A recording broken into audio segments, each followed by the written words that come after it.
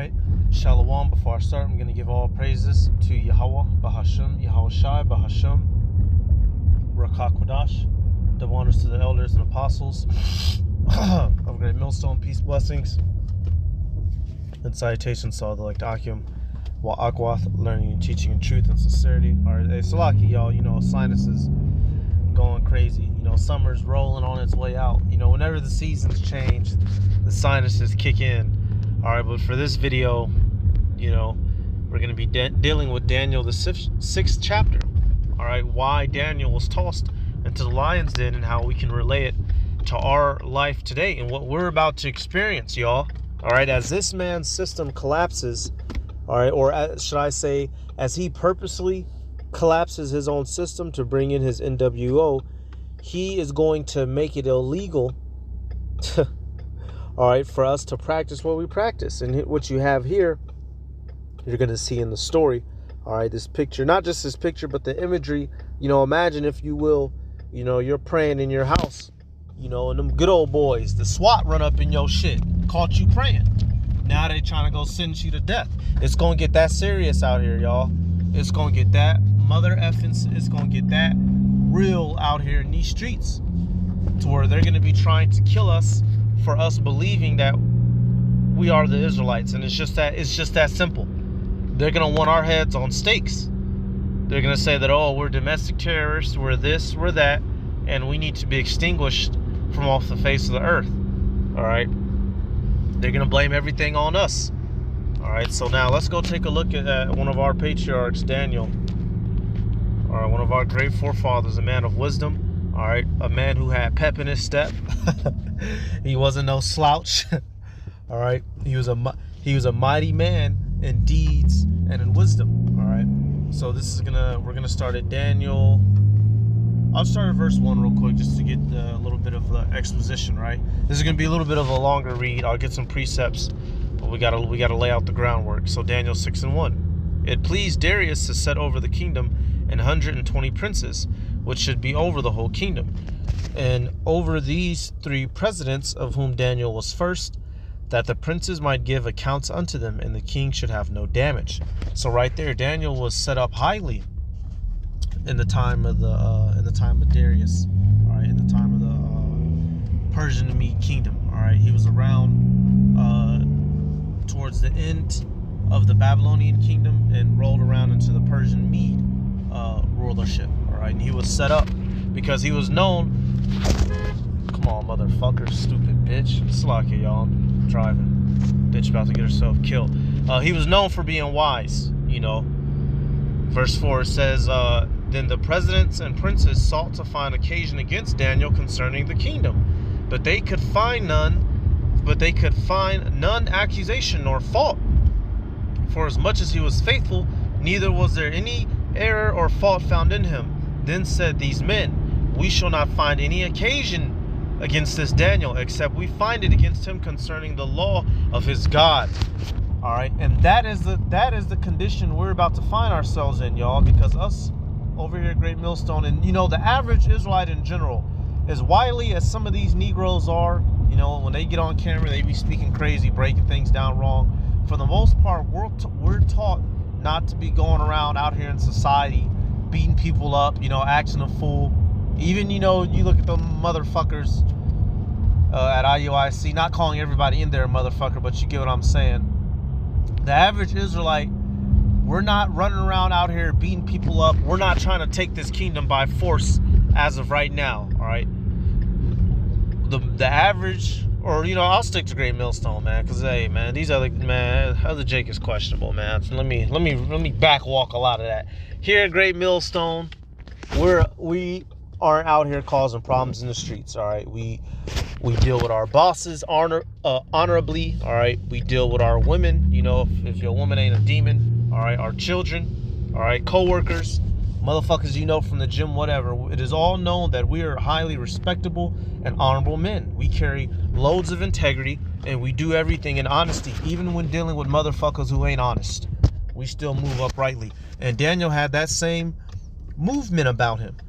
And so what did they have to do? They said, you know, we're going to get him in trouble concerning his beliefs. That's what they're going to do to us today, y'all. They're going to persecute us for this truth. They're going to kill us for this truth. And these heathen know that's the only stain that they can get on us. You can't say nothing about us. It's all, they've always tried to use our devotion to Yahweh B'Shem Yahweh Shai as an excuse to have us fucking killed, man, because they're jealous pieces of shit. We are the nation who has a daddy. These are the, like, you know, like imagine, you know, like in real life, you have a kid who, and he might be the only kid in the classroom who knows his father. Well, guess what? He's gonna have to get into a lot of fights because all the other baby's kids in there, they don't like that, so they finna be trying to whoop his ass. Well, that's us amongst the nation. I mean, amongst the nations, we have the chosen, the only true God, and we are the chosen, only true people, and they're jealous pieces of doo-doo heads. All right, let me see. Matter of fact, I was just looking for it. God damn it, man. This phone. Deuteronomy 4:7 says, "For what nation is there so great, who hath Yahweh so nigh unto them? As Yahweh B'Shem Yahweh Shai, our power is in all things that we call upon him for." So that right there, these heathen know that the Heavenly Father holds us dear and close. All right, which is why we've been chastised over these couple of millennia. All right, over these centuries. But he's about to redeem us, and they understand that if they can get us out of grace with the Heavenly Father, then they can have the advantage over us. All right. So now coming back to that, Daniel says, verse 6, then these presidents, so they came up with this device, right? It says, then these presidents and princes assembled together to the king and said thus unto him, King Darius, live forever. All right, and one thing to note about these kings, they're really simple. These kings were very easy to convince by way of counsel. You know, they're showing you, you know, heathens aren't really meant for rulership. You know, heathens are easy to persuade, just like a bitch. All right. It says, all the presidents of the kingdom, the governors and the princes, the counselors and captains have consulted together to establish a royal statute and to make a firm decree that whosoever shall ask a petition of any god or man for 30 days, save of thee, O king, he shall be cast into the den of lions. Now, O king, establish the decree and sign the writing, that it be not changed, according to the law of the Medes and Persians, which altereth not. So right here, they decided, oh, if anybody prays to anyone except for you within the next 30 days, let them be put to death. You know, straight retard shit, you know. And see, us over here, hey, this is why we know when that MOTB comes, y'all, it's like it says in Revelation, they gonna be beheading some of us who don't take it, man. All right, and the elect is going to accept that. The elect is going to accept that, acknowledge it, and walk into it without any issue. Those who do have to fall in that lot, and that's the spirit that all of the elect are going to have, regardless, those who die and those who live, because the elect will be raised back up. All right, that's how serious this shit's about to get, man. They gonna want to put us to fucking death over bullshit, but that's fine. All right, so now of course the decree gets passed, and of course, what do these assholes catch Daniel doing? All right, so let's start at Salakia. Let's start at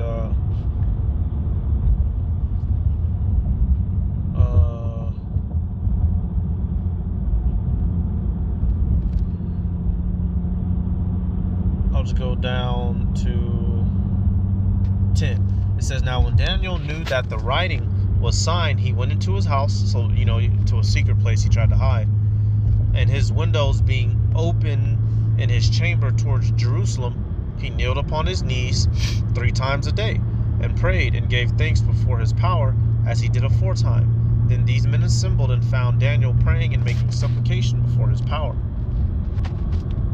And that goes back to this picture right here. So they called Daniel slipping, if you will. All right, they knew he was going to be praying. All right, they had a 1 in 3 chance of catching him at the right time, and they caught him. All right, in which, you know, in today's time, y'all, you know, you can pray anywhere. All right, you don't have to, even back then, you don't have to just be at your home or be secluded from people. You can pray in your mind, is what I mean. You know, the scriptures tell you pray without ceasing. You don't always have to drop to your knees because, it's inconvenient when you're in the middle of work. If you're in the middle of construction, they're not going to let you just go run off to go, pray. All right. Hell, they, even the filthy Muslims catch slack for it. So how much less us? We're not recognized as a national religion. So if you find yourself in the middle of something physical, you can still pray in your mind. All right, but just showing you, they caught Daniel by wicked means because they knew he was a faithful man. So verse 12, then they came near and spake before the king concerning the king's decree. Hast thou not signed a decree that every man that shall ask a petition of any god or man within 30 days, save of thee, O king, shall be cast into the den of lions? The king answered and said, the thing is true, according to law of the Medes and the Persians, which altereth not. Then answered they and said before the king, that Daniel, which is of the children of the captivity of Judah, regardeth not thee, O king, nor the decree that thou hast signed, but maketh his petition 3 times a day. Alright. Then the king, when he heard these words, was sore displeased with himself, and set his heart on Daniel to deliver him, and he labored till the going down of the sun to deliver him. Then these men assembled unto the king, and said unto the king, Know, O king, that the law of the Medes and the Persians is that no decree nor statute which the king establisheth may be changed. Then the king commanded, and they brought Daniel and cast him into the den of lions. Now the king spake and said unto Daniel, Thy power, whom thou servest continually, he will deliver thee. All right, so right there, y'all, that was the plot. They was pressing the king, saying, Look, king, you have to do it. You have to go deliver him to death. And so the king did deliver him to the den of lions. But what did he say? He said, Daniel, I know your God is going to get you. All right, and that's the spirit that we have to be in, y'all. We're about to be faced with death on all ends. But if we embrace it without fear, Yahweh Ba'ashem Yahweh Shai will keep us. All right, and this really ties in with the mark, because that's what's coming. This is what they're going to threaten us with death with. All right, now the mark is not sin. The mark is not white women. The mark is not Christianity. The mark is not an embargo. The mark is that,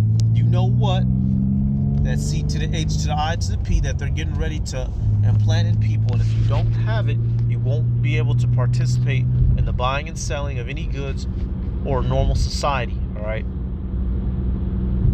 Revelation 3:10, because thou hast kept the word of my patience, I will also keep thee from the hour of temptation, which shall come upon all the world to try them that dwell upon the earth.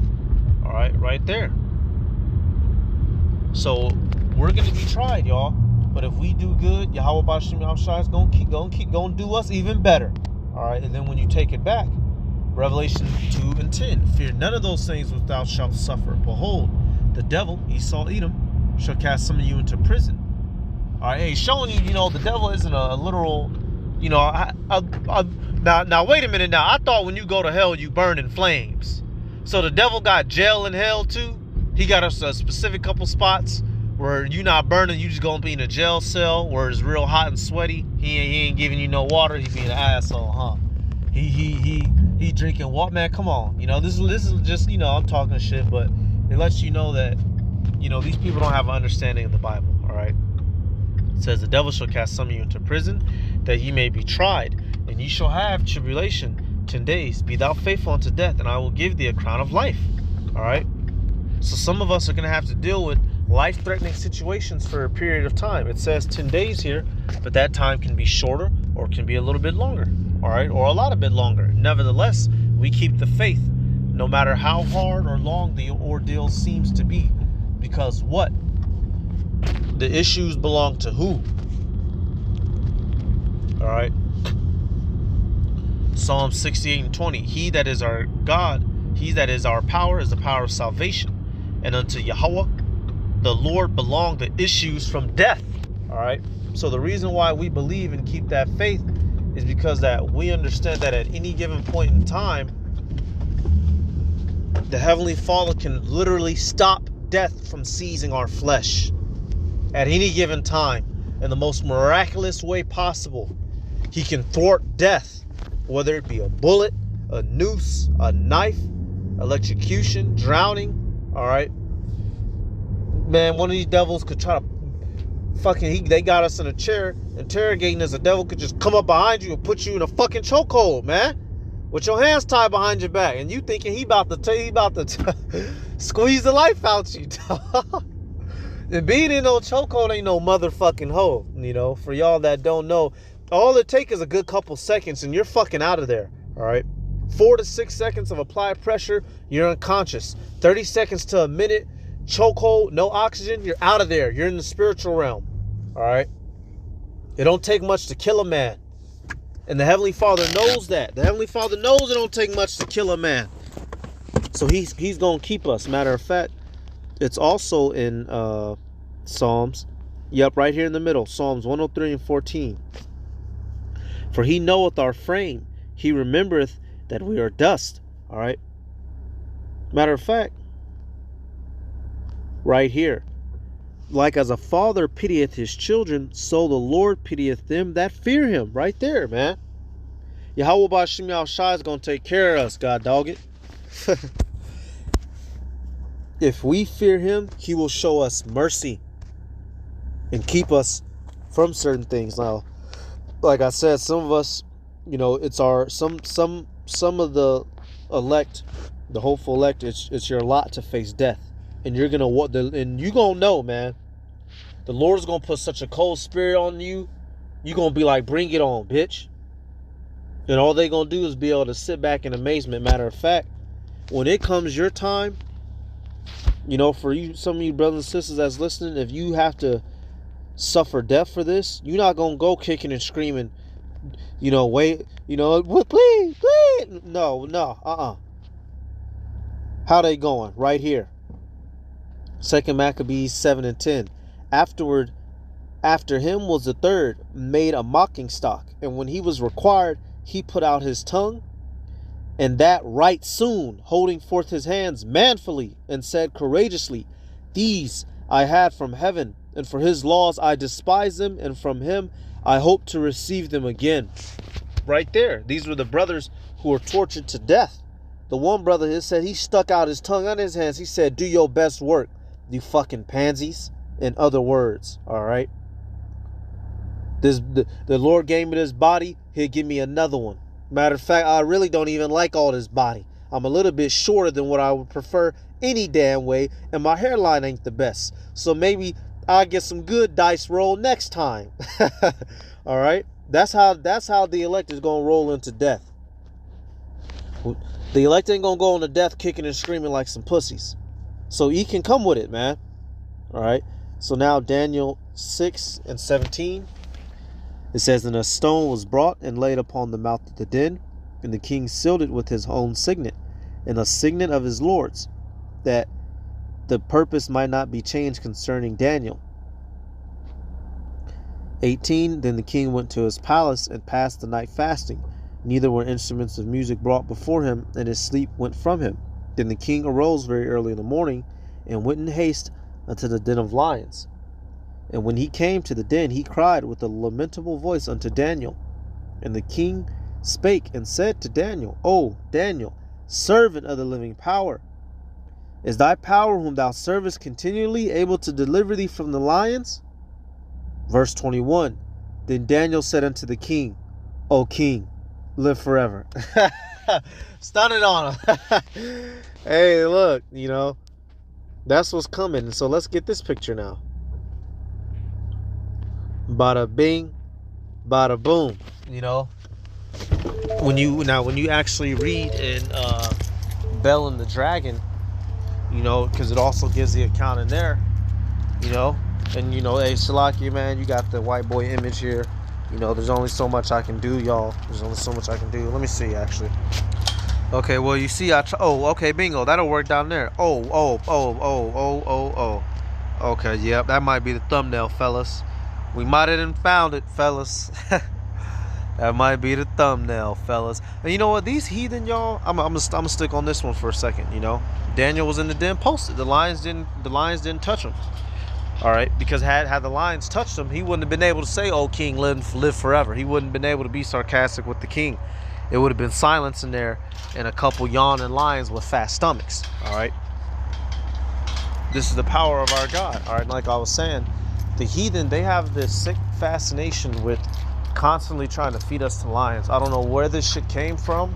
You know, I don't know why they think this shit's funny, because this is what they also did during the Christian persecution era, man. The Romans would throw us into coliseums where we'd get torn apart by fucking lions. So I don't know who, you know, I don't know what the hell this is about, but the shit's not cool, but it's okay, because they gonna get some and some in the kingdom, man. We gonna get them together in the kingdom. They think they doing us foul. Oh no, we gonna show you foul. We're gonna introduce you to a nigga named Foul, and you don't want no parts, or not a nigga. We gonna introduce you to Foul. All right. They're feeding us to fucking live animals, man. Shit's fucking twisted, bro. But whatever, you know, whatever. All right, so, you know, just some imagery. He was good in the hood. All right. 22. My power hath sent his angel and shut the lions' mouths, that they have not hurt me. For as much as before him innocency was found in me, and also before thee, O king, have I done no hurt. All right, perfect. And when you read down, so the assholes that tried to have him ate, what happened to them? And the king commanded, and they brought those men which had accused Daniel, and they cast them into the den of lions, them, their children, and their wives, and the lions had the mastery of them, and break all their bones in pieces wherever they came at the bottom of the den. Right there, boy. All right. So not only did Daniel come out on top, but them a-holes who tried to have him devoured by live animals, they got effing devoured, man. So icing on the cake. All right. Hey, some of us are gonna have to deal with this real soon, y'all. So, you know, these are things you got to think about. All right. Not Xbox all day. You know, not the new pair of Jordans. Not chasing women all day. This is what's coming. All right. And hey, he was delivered. He was kept. And you best believe these miracles is going to be happening once again. Matter of fact, to finish it up, the perfect, it links up good, you know. They going to think to do us wrong. The Heavenly Father's going to get them. 2 Ezra 15 and 56. Like as thou hast done unto my chosen, saith the Lord, even so shall Yahweh do unto thee, and shall deliver thee into mischief. All right. Thy children shall die of hunger, and shalt fall through the sword. Thy city shall be broken down, and all thine shall perish with the sword and the field. All right. So here it is, these assholes. Here it is, Esau Edom, the so-called white man, has concocted this entire little elaborate scheme, his New World Order, to fuck all of us over, to do us greasy, to do us bad. But he's about to be the one that gets it, while we go on into everlasting salvation through Yahweh Bahashim Yahweh Shai. All right, so I'm going to give all praises to Yahweh Bahashim Yahweh Shai Bahashim Wakakorash. The honors to the elders and apostles of Great Millstone. Peace, blessings, and salutations to all the Akim wa Akwa. Learning, teaching, and truth and sincerity. Shalom.